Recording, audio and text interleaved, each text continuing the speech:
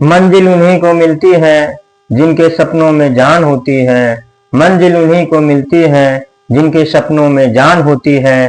पंखों से कुछ नहीं दोस्तों, हौसलों से उड़ान होती है। आइए दोस्तों, हमारे learn with Govind sir YouTube channel पर आप सभी भाई बहनों का हार्दिक स्वागत एवं अभिनंदन है। आज के श्रृंखला में हम बात करेंगे कक्षा 10 के बहुत ही महत्वपूर्ण टॉपिक जैव विविधता के बारे में। तो हम जानेंगे जैव विविधता। जैव विविधता को अंग्रेजी में बायोडायवर्सिटी कहते हैं और बायोडायवर्सिटी दो शब्दों से मिलकर बना है, जिसमें बायो प्लस डायवर्सिटी, जिसमें बायो शब्द का अर्थ है लिविंग, अर्थात जिसमें जीवन हो, और ये लिविंग ऑर्गेनिज्म दो भागों में पुनः डिवाइड है, प्लांट और एनिमल। प्लांट में सभी पेड़ पौधे आएंगे और एनिमल में सभी जंतु आ जाएंगे। उसके बाद डायवर्सिटी। डायवर्सिटी शब्द का अर्थ होता है जहां बहुत सारी प्रजाति इकट्ठा हो जाए, वहां बहुत सारी प्रजाति ही डायवर्सिटी को डिनोट करेगी।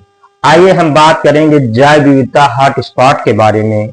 जैव विविधता हॉटस्पॉट 1500 स्थानिक प्रजातियों में से लगभग 70% या उससे अधिक विलुप्त हो गई हो या विलुप्ति के कगार पर हो, तो उस पर्टिकुलर एरिया को जैव विविधता हॉटस्पॉट नाम से हम घोषित कर देते हैं। भारत में बात करेंगे जैव विविधता हॉटस्पॉट कितने हैं? 4 हैं। अगर पूरे विश्व में बात करेंगे विश्व में तो इसकी संख्या 36 है।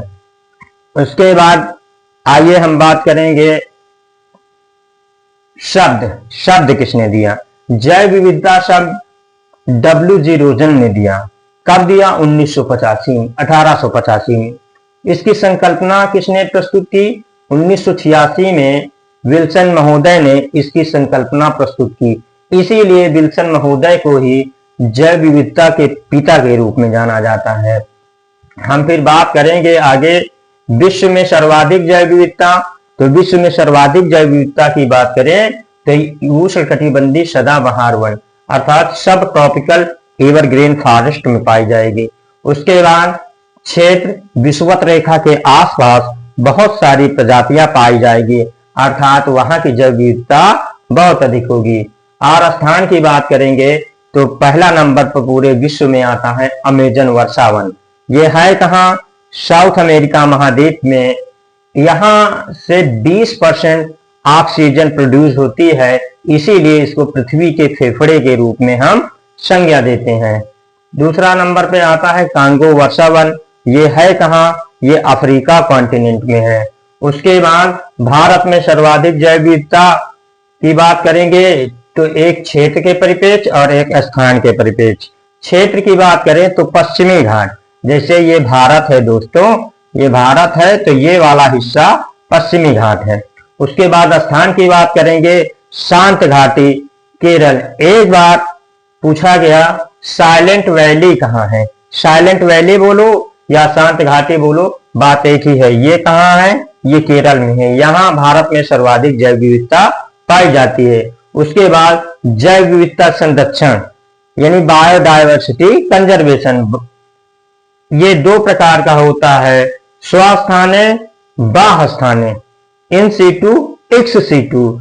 जिसमें स्वस्थाने की परिभाषा है जब हम किन्हीं जीव जंतुओं को उनके स्वयं के या प्राकृतिक आवास में ही संरक्षित कर दें तो वह स्वस्थाने कंजर्वेशन कहलाता है। स्वस्थाने कंजर्वेशन के प्रमुख उदाहरण है वन्य जीव अभ्यारण्य, जैव मंडल आरक्षित क्षेत्र, राष्ट्रीय उद्यान, टाइगर रिजर्व।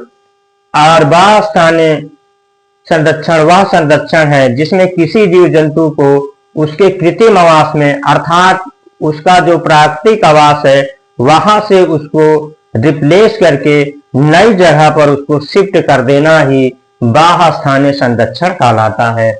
बाह्यस्थानीय संरक्षण के प्रमुख उदाहरण है चिड़ियाघर। पूछा गया है दोस्तों, चिड़ियाघर जिसको जू कहते हैं, अनुसंधानशाला, वनस्पतिक उद्यान, एक्वेरियम। एक्वेरियम क्या होता है दोस्तों? एक्वेरियम एक तरीके से आप देखे होंगे शहरों में या कहीं गए होंगे तो एक छोटा सा जली जीव जिसमें प्लांट, छोटी छोटी मछलियां, उसको हम एक कांच के बड़े से डब्बे में बंद करके उसमें पालन पोषण करते हैं, वही एक्वेरियम है। तो कैसी रही दोस्तों आज की क्लास, आप लोग जरूर बताइएगा कमेंट बॉक्स में। जाते जाते एक क्वेश्चन का आंसर जरूर देना, पर्यावरण दिवस कब मनाया जाता है। थैंक यू दोस्तों, वॉच दिस चैनल।